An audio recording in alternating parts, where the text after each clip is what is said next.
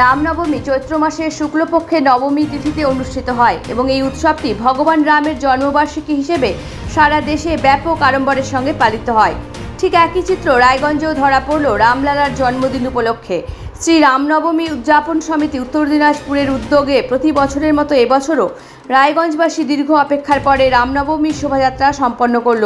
এটি রায়গঞ্জবাসীর কাছে এক আবেগ, যা শুরু হয় চণ্ডীতলা উদয়পুর মাঠ থেকে এবং শেষ হয় রায়গঞ্জ রেলওয়ে ময়দানে।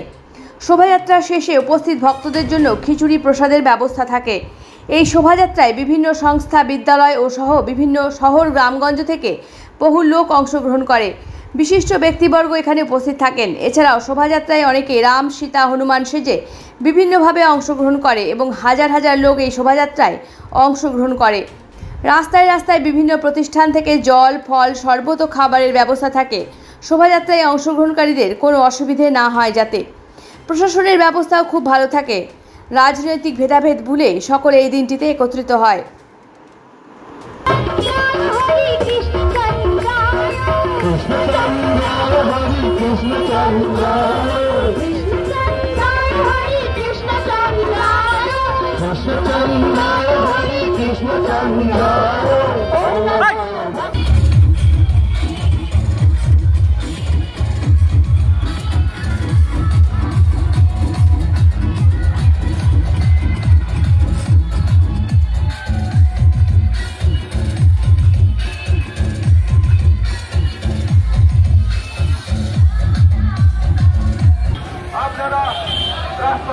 দাঁড়িয়ে এই শোভাযাত্রাকে স্বাগত করে এই শোভাযাত্রায় অংশগ্রহণ করে স্বয়ং করেছেন ভগবান শ্রীরামচন্দ্রের আশীর্বাদ গ্রহণ করুন।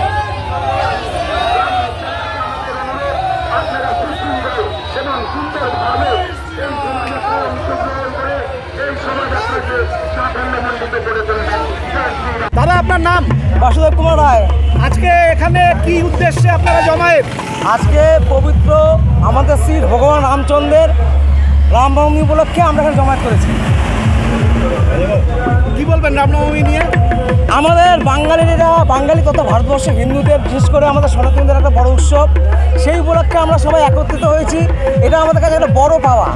আর তার মধ্যে আপনারা জানেন যে কিছুদিন আগে আমাদের রাম মন্দির উদ্বোধন হয়েছে। সেই রামনবমী উদ্বোধন উপলক্ষে আরও লোকের মধ্যে উচ্ছ্বাস ছিল। সেটা হয়েছে আজকে প্রচুর জমায়েত হবে আমাদের এখানে, প্রচুর জমায়েত হবে। আর এই নিয়ে আমরা প্রচুর উচ্ছ্বাস ছিল। মোটামুটি তাও আনুমানিক কতজন হতে পারে? মোটামুটি যেহেতু এখন ভাগ করে সব জায়গায় হচ্ছে বিধানসভা ভিত্তিক, তাও 50,000-60,000 ধরেন নর্মাল। আপনাদের এই শোভাযাত্রা কটার থেকে?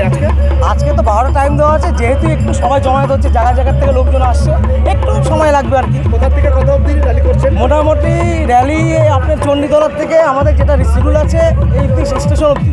এখন পরে কী হবে সেটা বলা যাচ্ছে না।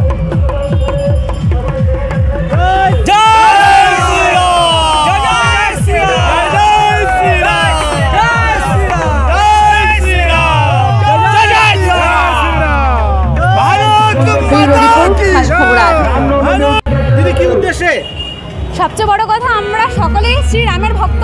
এবার শ্রীরামকে রামের যে মনোভাব, সেই মনোভাব যেন আমাদের প্রত্যেকটা হিন্দু জাতিবাসী সবার মধ্যে যেন আরও উন্নতির লক্ষ্যে যেন পৌঁছে যায়, সেই উদ্দেশ্যে আরও আমাদের এখানে আসা। আর আমরা এই শোভাযাত্রায় অংশগ্রহণ করতে চলেছি। আমাদের সত্যিই খুব ভালো লাগছে। আমরা শ্রীরামের একজন পরম ভক্ত। এটাই। আপনি কোথা থেকে এসেছেন? আমি রামপুর থেকে এসেছি, রামপুর মহারাজা থেকে। কতজন এসেছেন আপনারা? আমরা মোটামুটি 20-22 জন। আমরা অ্যাকচুয়ালি রামপুর সারদা শিশু তীর্থ থেকে এসেছি। আমরা স্কুলের সবাই এসেছি। লোক হতে পারে আজকে সময়? এখনো পর্যন্ত আইডিয়া নেই, কারণ এখনো অনেকজন আসা বাকি, যা বুঝছি আর কি।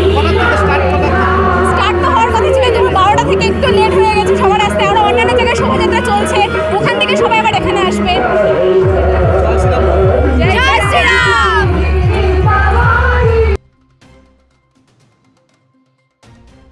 রায়গঞ্জ থেকে ব্রিকেশ বর্মন ও সঞ্জীব সাহার রিপোর্ট, খাস খবর 8।